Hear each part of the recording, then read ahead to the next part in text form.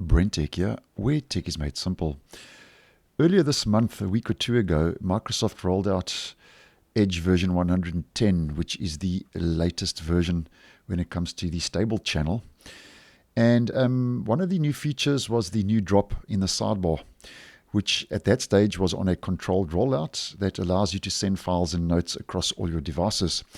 Now, just to let you know, and as pointed out to me by a viewer of this channel earlier today, that it seems that the drop in the sidebar is now becoming more widely available in Edge version 110, and Microsoft seems to be pushing drop out now to more devices, including myself, and this seems to be a server-side controlled rollout. So there we go, send files across your mobile and desktop devices.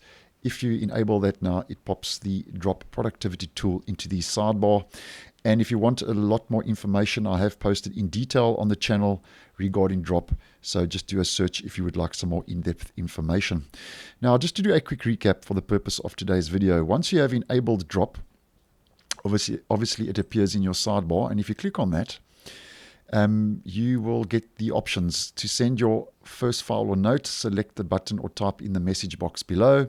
And you can also drag and drop files here to select them faster. And drop is basically used using OneDrive. So you can send files and notes across your devices if you are signed in with those devices and using Microsoft Edge with the same Microsoft account. So I'm just going to write a note to myself. Hello, hello. There we go. And I'm going to send that. So that will sync to my other devices.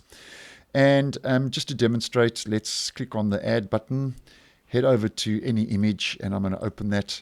And you'll see now that will be opened up in the actual drop feature, and that will now sync to my OneDrive where I can access that across my devices using Microsoft OneDrive. Now, just to demonstrate, if we just head over quickly to OneDrive, and obviously you've got to be signed in with the same Microsoft account, else this won't work.